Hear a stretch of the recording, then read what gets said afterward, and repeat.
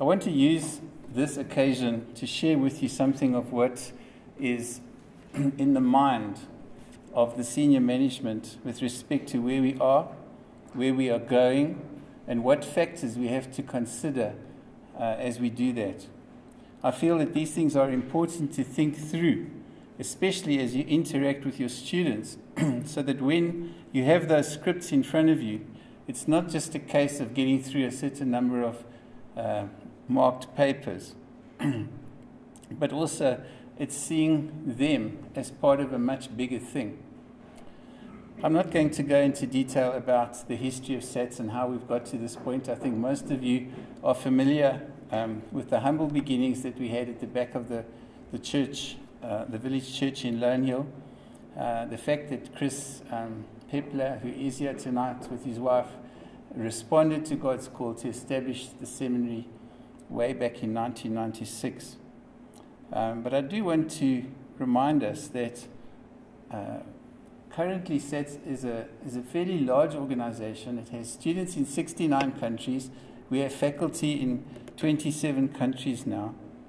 And I believe that God has raised this institution up to do some very amazing things, and that there's much more still to come. There are many more amazing things that are beginning to unfold in our brief history, and it's clear that in the future SATS is going to be something quite out of this world.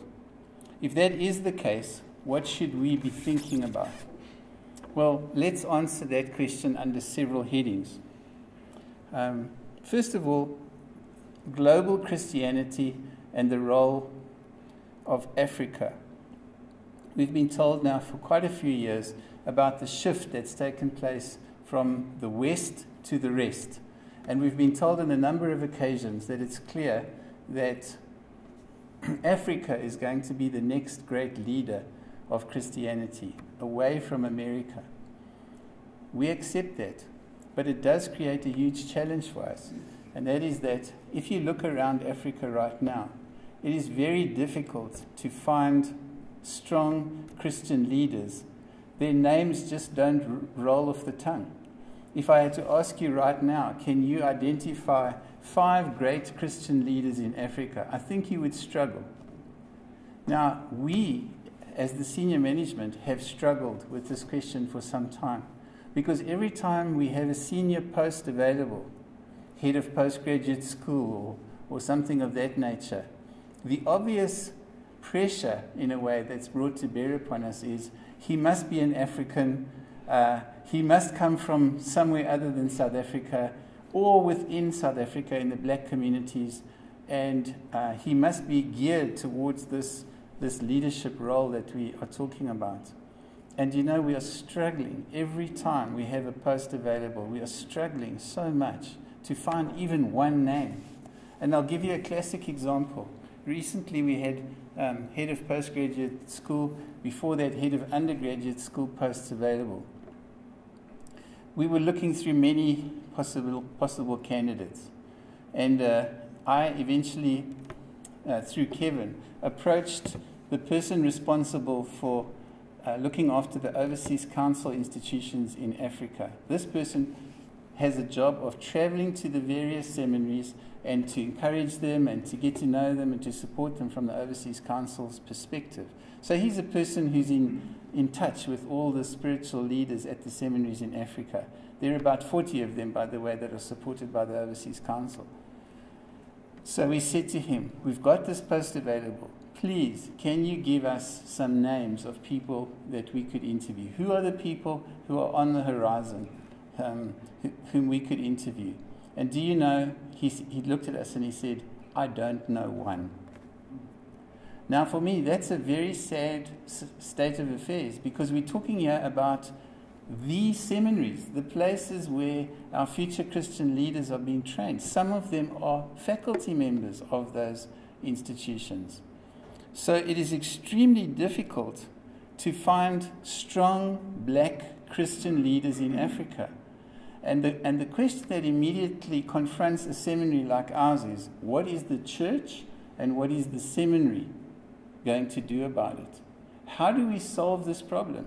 If Africa indeed is going to be the next great leader of Christianity, where are the leaders going to come from? Where are they now? The second heading, we might say, is the move to online education.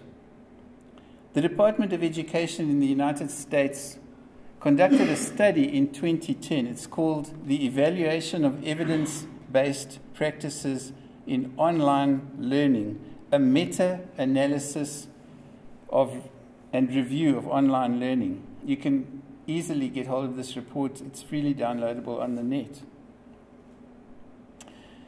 In the study, it found that, quote, on average, students in online learning conditions performed modestly better than those receiving face-to-face instruction. Research on the growth of online learning as tracked by the annual Sloan surveys and others indicate that it is fast-paced and substantial. The explanations for the growth based on survey research are traced to the economic downturn, the increasing adult student population, and the growing belief among academic leaders that it is as good or better than face-to-face learning. This is a major leap away from where we have come. 5 years ago, Kevin and I were asked to make a presentation to those 40 seminaries I spoke about earlier in Africa. And it was on this issue of the change that is taking place and what model we were going to adopt. And we gave them a live demonstration of online learning. And when we finished the demonstration, both of us were sort of packing up our stuff to go and sit down. And two of the seminary leaders from other parts rushed to the front. And they said, "No, brothers, this is what we've been waiting for." And I thought, this is strange. For us, this is just normal. For them, it was a total revolution. They had not seen anything like this before. Now, I have to say that the audience was split down the middle. There were some who were totally in favor. In fact, these two grabbed us and said, "We have to pray for these brothers." And they actually forcefully laid their hands on us and prayed for us that evening.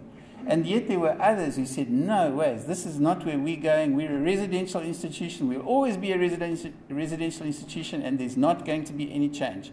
And even amongst the accrediting agency members who were present, the accrediting agency for Africa, no ways were they going to go the distance education route. Well, I have to tell you that some of the negatives in that audience are now dabbling in the very methodologies that we were implementing and are still implementing now. So things have changed greatly. The College of 2020 study, Chronicle Research Services, suggests that the growth of online learning is also in response to the new college student who is older, more technologically savvy, and in need of an accessible, low-cost educational option. Research now includes more and more studies of the continuing growth of online learning within and across countries, making it a global phenomenon. Currently, more than 60% of all US students, whether they're studying by distance education or in residential institutions, take at least one course online. More than 60%. In a recent study of 2,778 small business entrepreneurs in the USA, 26% said, "I prefer to learn on my own, at my own pace." Examples: an online course, reading a book, listening to audio, watching instructional videos. Well, you might say 26%, that's only a quarter of the population. Well, it may surprise you to know that 36% said, "I prefer to learn on my own, at my own pace, but want to interact with other students and the instructor." Examples: online course, book, audio, etc., with a message forum or a group question and answer teleconference. So if you add those two groups together, you get an astonishing 62% of people prefer learning this way. So those people who 5 years ago had reservations about distance ed, especially in the area of online learning, have to re-examine their position. And if that's the change that's taken place in the last 5 years, what is the change that's going to take place in the next 5 years? What speech will the principal of SATS be making to this audience in 5 years' time about this very issue? The third area is relationships. Now, this meeting tonight is about relationships. We've spoken about mingling and meeting new people and so on. But let me tell you that this extends much wider than this meeting. And every time one of us goes to a conference, and you know we go to conferences and places all over the world to meet people, every time we conduct a site visit or some visit to one of our partnership groups, we all come away with exactly the same feeling, and that is that it's the relationships that is the most important concept in what we do. And many of the partnerships that we have established have been as a result of building that confidence in people over a number of times. Sometimes I've gone to conferences 3 or 4 years in a row, and then suddenly somebody will come to me and say, you know, you've been talking like this, can we sit down and have a chat? And that's because they've established that confidence in the seminary over a period of time. But if you're not there, it doesn't happen. So it's incredibly important to be present and to speak to these people and to visit them and to chat with them over meals and so on. And those are how we've gained many of our partnerships. We were listening recently to Lindstrom, who's in the country or has been in the country to talk about branding. He's one of the world's leading authorities on branding, and Jenny actually had the privilege of going to his conference a couple of weeks ago. And one of the things that he said was, yes, social media is important in branding. And social media accounts for about 6% of your sales. Now, we, having been exposed to social media branding over the last few years, might have put that figure higher. The importance of talking on Facebook and Twitter and so on. And we've put a huge effort into that. Some of you will know, having looked at our platforms. But when your neighbor or your family member says to you, you know, I've just read this book. It's called, whatever book it is. Let's take the children's ministry book that I'm reading to the staff every morning. It's called Just a Minute. You should read this book because it contains 68 stories of how what somebody said to somebody in 60 seconds when they were a child changed their whole life, whether positively or negatively. Now, because I said so, you may go and buy the book. And do you know that that kind of encounter accounts for 76% of all sales, whereas social media accounts for 6%. It's the one-to-one, the personal relationship. And I think as the seminary goes ahead, in all its components, whether we're talking about online learning or marketing or whatever, the relationship issue is absolutely critical, and we have to take cognizance of it. Now, some of you may be aware of a report called the Horizon Report. If you haven't had any knowledge or exposure to it, I recommend it strongly. It comes out early every year, and it is an independent report which examines the future of education. So each year they will say what the trends are currently, what the short-term changes are that one should look out for, the medium changes, and what you should be thinking about in the 5-year bracket. So in the short term, this report this year highlights the issue of MOOCs. Now, if you think I'm speaking another language, if you've not been exposed to MOOCs, MOOCs are massively open online courses, which have received their fair share of hype in 2012. And they're expected to grow in number and influence within the next year. Big name providers like Coursera, EDX, and Udacity count hundreds of thousands of enrolled students, totals that when added together illustrate their popularity. One of the most appealing promises of MOOCs is that they offer the possibility for continued advanced learning at zero cost, allowing students, lifelong learners, and professionals to acquire new skills and improve their knowledge and employability. So anybody can take these courses, they're free. You may have encountered some of them. MOOCs have enjoyed one of the fastest uptakes ever seen in higher education, with literally hundreds of new entrants in the last year. But critics loudly warn that there is a need to examine these new approaches through a critical lens to ensure that they are effective and evolve past the traditional lecture-style pedagogies. By the way, the senior management are giving very careful consideration to MOOCs, and plans are afoot to introduce some MOOCs as an offering from SATS. In the medium term, apart from the rise of games as a tool for education, we will also have learning analytics, which is the field associated with deciphering trends and patterns from educational big data or huge sets of student-related data to further the advancement of a personalized supportive system of higher education. Preliminary uses of student data were directed towards targeting at-risk learners in order to improve student retention. The widespread adoption of learning and course management systems has refined the outcomes of learning analytics to look at students more precisely. Student-specific data can now be used to customize online course platforms and suggest resources to students in the same way that businesses tailor advertisements and offers to customers.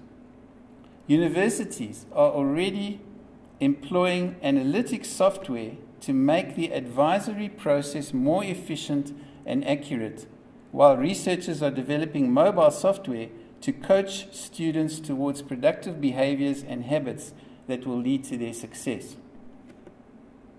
In the 4 to 5 year term, the report describes 3D printing, and then, hard as it is to imagine, wearable technology will increase in impact as enabling technologies such as augmented reality and thin film displays gain traction in the consumer market. You may have seen a little video clip this week on the news where somebody was actually firing a gun that was printed on a 3D printer. And they're even talking now about the possibility of taking food generated in 3D printing format with them on space capsules. Imagine that, food in 3D format, printed from your printer. Bendable OLED displays can wrap around furniture and other curved devices, which makes it easy to imagine computing devices and accessories that meld with the human body. Perhaps the most anticipated wearable technology, and it's already out, by the way, is called Google Glass, or Google's Project Glass. Augmented reality-enabled glasses that operate via voice command, presenting the wearer with an information-laden view of their surroundings. Wearable devices are also proving to be effective tools for research because they use sensors to track data such as vital signs in real time. Although wearable technology is not yet pervasive in higher education, the current highly functional clothing and accessories in the consumer space show great promise. Google has sold a number of these Google glasses to a select group of people at a very high cost for testing purposes. The report also lists a number of challenges we need to be aware of. Namely, faculty training does not acknowledge, even in our times, the fact that digital media literacy continues its rise in importance as a key skill in every discipline and profession. In other words, faculty training for lecturers doesn't pay enough attention to training people to be digitally aware.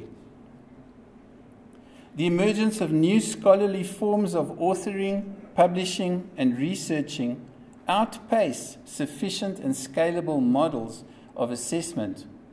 New forms of peer review and approval, such as reader ratings, inclusion in and mention by influential blogs, tagging, incoming links, and retweeting, are arising from the natural actions of the global community of educators with increasingly relevant and interesting results.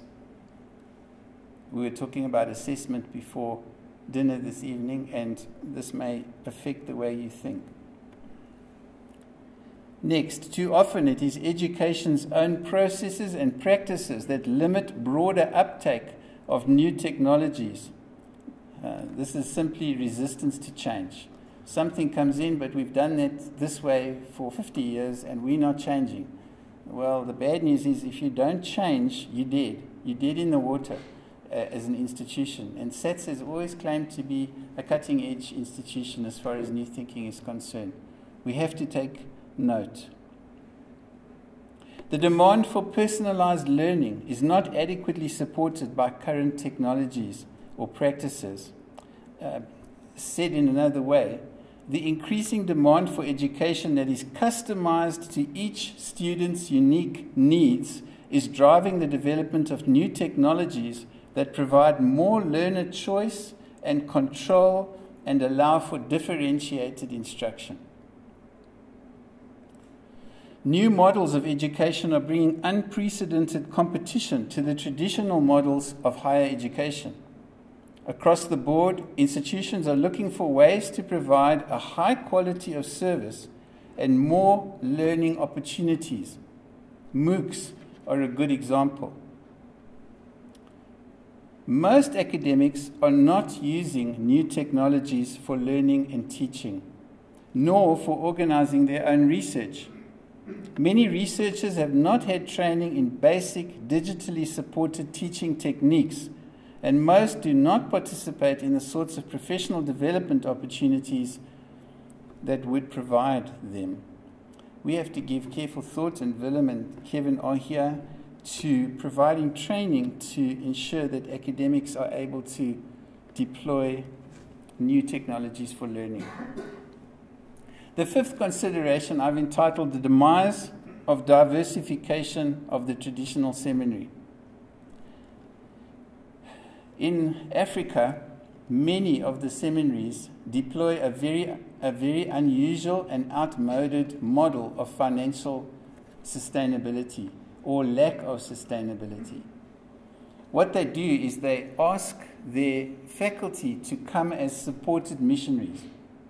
So it might come as a surprise to those of you who live inside of South Africa that most seminaries in Africa, most of the 40 that I referred to earlier, do not follow that model. They are supported by mission organizations, and each faculty member has to raise his own support or her own support. Then, in order to fund the seminary when there's a shortfall, the principal's job is to go out and find the necessary funding. So it's not unusual on the first day of the year, of the academic year, to find a whole lot of people standing outside waiting to be enrolled in the seminary, but they have no money, nothing. They've just arrived. They've been sent by the church, or they've decided to come to seminary, but they can't pay. So the seminary, and don't get any ideas here, the seminary principal has the responsibility of going out and finding the money. And in an economically depressed climate like we're in right now, where the rand is at 9 Rand 80 to the dollar, sorry, that model fails. And we've already had institutions in our own country who have suffered hugely as a result of this model failing. So SATS has a very unusual way by insisting that its student fees should cover its entire budget. And for those of you who are not part of the SATS staff, you may be surprised to hear that. We do not budget for donor funding. Okay? We do get occasional donations from the odd person who's interested in us and might give us 500 Rand or something of that nature. And we've had some larger donations in the earlier part of our history. But right now, we don't budget for huge amounts of money coming in via donations. We budget for the fees of the students to cover all our expenses. So sometimes when we have a very large project to do, like the translation of the French, for example, we have approached a foundation to assist us. But the problem with that is that you don't have any guarantee that they will say yes. So we have to assume that they will say no. And in the 17 years that we've been going, and by the way, that's on the 1st of June, which is this Saturday, we have only had 9 or 10 grants ever from foundations. And those have been used for major projects.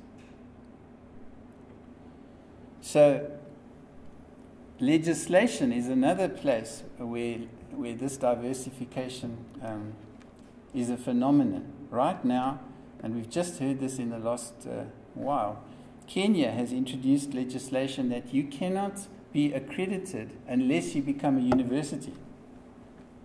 So seminaries, in the traditional sense in Kenya, now have to apply for what is called a charter from the government to be declared a university, which means they then have to start opening up other faculties. And in order to get that charter, they have to align themselves with an accredited institution somewhere else. We had an approach this week from one of them. 6 is the renewed interest in children's ministries. Now, over the last few years, you will have noticed from our Facebook posts and our newsletters that we've placed a huge emphasis on children's ministry.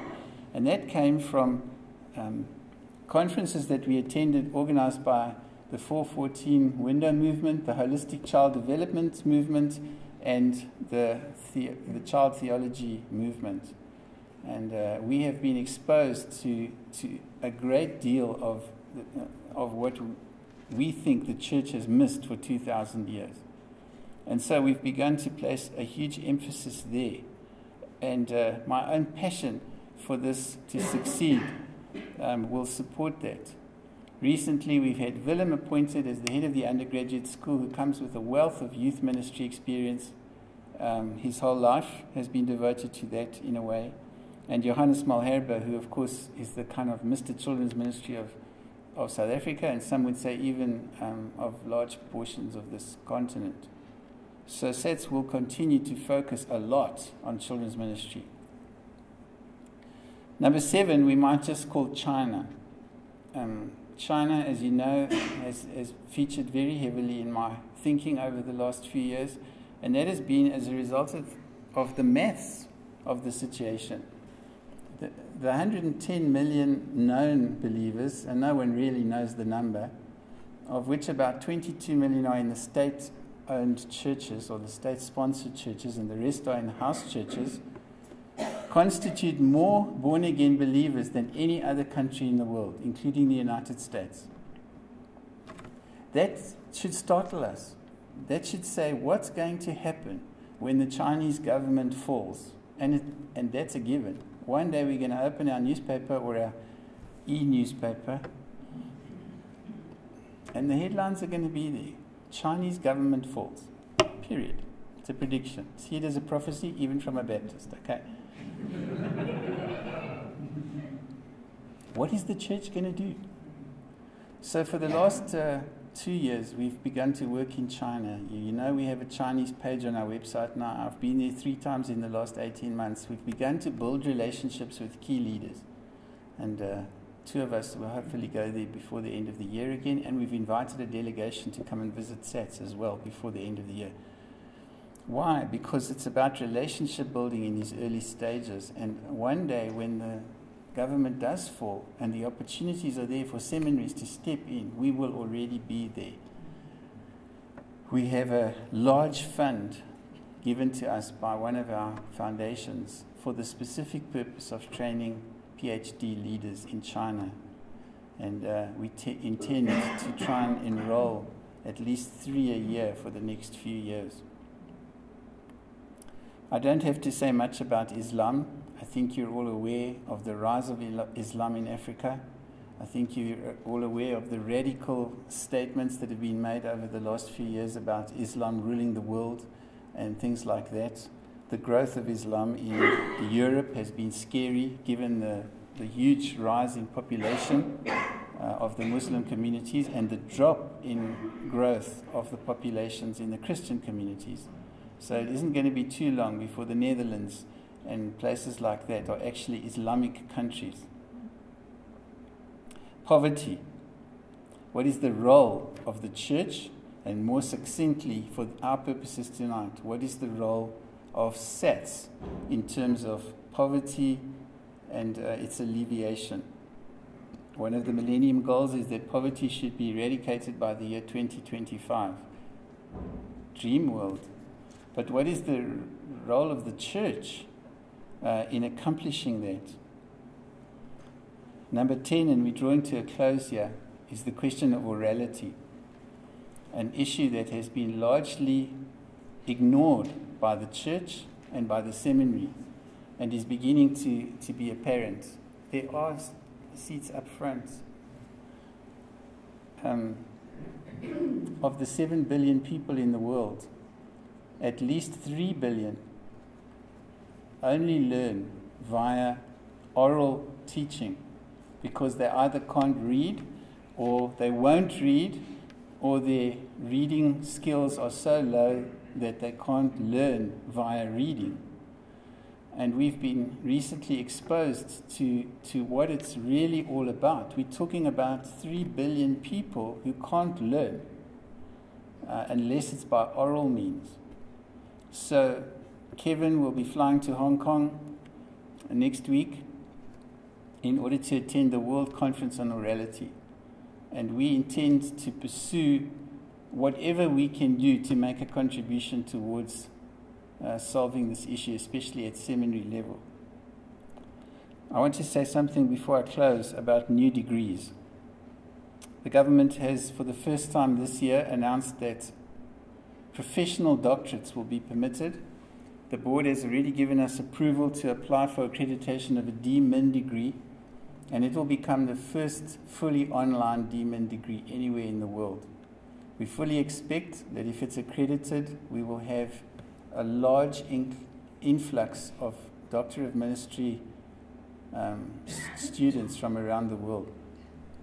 That, of course, has huge implications for the seminary in terms of staffing, leadership, and all of those things, because it's a practical degree as opposed to a professional, as opposed to a research degree.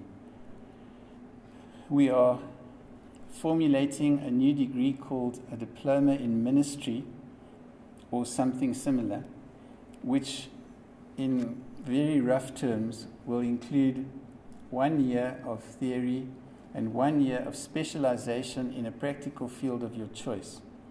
So instead of, for example, with children's ministry having a diploma in children's ministry, they will take a diploma in ministry, and for 1 year they will focus only on children's ministry. But they could also focus on many other tracks.